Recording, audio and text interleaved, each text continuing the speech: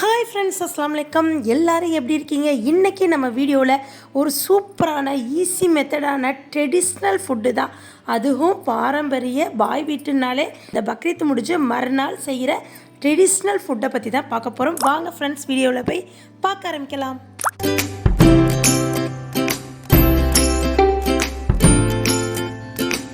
ஆஹா, நீங்களே கெஸ் பண்ணியிருப்பீங்க. திண்டுக்கல் ஸ்பெஷல் தலைக்கறி. அது என்ன கறி? தலைக்கறியில் செய்யப்பட்ட திக்கடிங்க.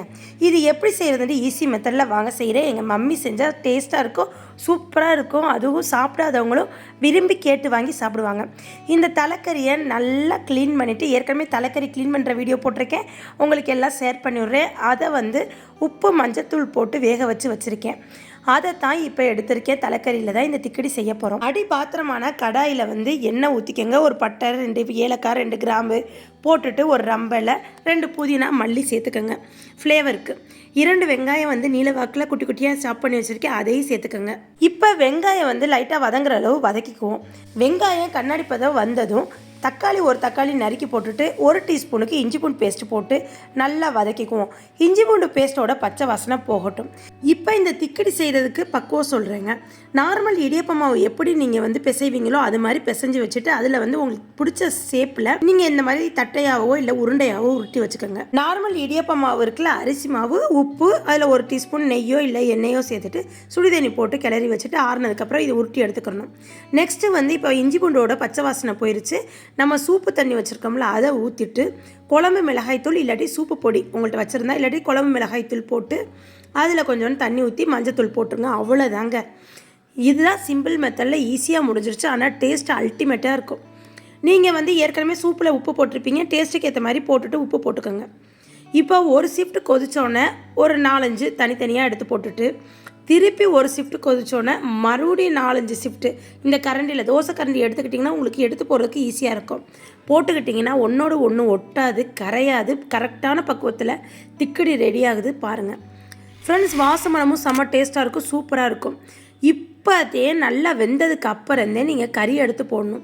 அது தலைக்கறி முழுக்க முழுக்க நம்மளுக்கு கொழுப்பாளவும் எலும்பு அந்த மண்டை ஓடு இருக்குல்ல, அது கொஞ்சம் எலும்போடாக இருக்கும். அதனால் நீங்கள் ரொம்ப பார்த்து எடுத்து போடுங்க. ஏன்னா நம்ம சாப்பிட்றப்ப கடி வந்துடக்கூடாது, ஒரு சின்ன எலும்போடு நம்ம வயிற்றுக்குள்ளே போயிடக்கூடாது. நீங்கள் கறியை செப்ரேட்டாக ஒவ்வொன்றா எடுத்து போடுங்க.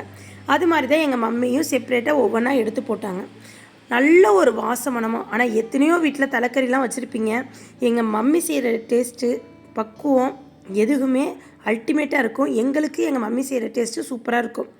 இப்போ நல்ல ஒரு 5 நிமிஷம் கொதிச்சதுக்கப்புறம் நம்ம 2 டேபிள் ஸ்பூனுக்கு மாவு எடுத்து, அரிசி மாவு எடுத்து நார்மல் பச்சை தண்ணியில் இந்த மாதிரி கலந்துட்டு அதையும் நீங்கள் போட்டிங்கன்னா கொஞ்சம் கெட்டி பதம் திக்காக வரும். வேறு எந்த ஒரு மசாலா ஐட்டம் எதுவுமே போடலங்க. சூப்பு பொடி இருந்தால் சூப்பு பொடி போட்டுக்கோங்க, இல்லாட்டி குழம்பு மிளகாய்த்தூள் போட்டுக்கோங்க. உங்களுக்கு பச்சை மிளகா காரம் நல்லா வேணும்னா காரத்துக்கு ஏற்ப மாதிரி நீங்கள் சேர்த்துக்கோங்க. நாங்கள் இங்கே காரம் அவ்வளோ சேர்க்கலை.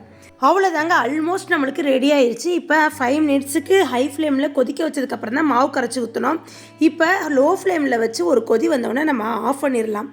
இப்போ உங்களுக்கு எந்த அளவுக்கு ஃபஸ்ட்டு குருமா கூட்டணுமோ அந்த அளவுக்கு கூட்டி வச்சுட்டு தான் நீங்கள் திக்கடி செஞ்சு வச்சுருக்கதை போடணும். அதுக்கப்புறம் நம்ம தலைக்கறி எடுத்து போட்டோம்.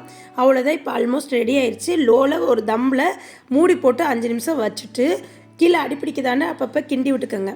பார்த்ததுக்கப்புறம் ஆஃப் பண்ணிடுங்க. அவ்வளோதான், நம்மளுக்கு டேஸ்ட்டான சூப்பரான திக்கடி ரெடி ஆயிடுச்சு. நீங்கள் எல்லாம் நினைப்பீங்க, என்னடா மாவோட அளவு சொல்லலையேண்டு.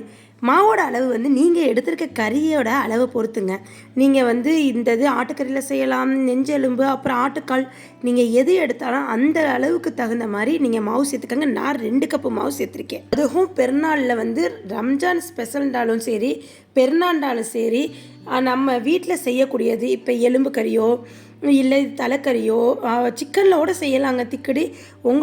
உங்களுக்கு என்ன மட்டன், சிக்கன் என்ன பிடிக்குமோ, நெஞ்செலும்பு எல்லாத்துலேயும் இந்த மாதிரி செய்யலாம். இதே மாதிரி நீங்களும் செஞ்சு சாப்பிட்டு பாருங்கள். செம்ம டேஸ்ட்டாக இருக்கும், சூப்பராக இருக்குங்க.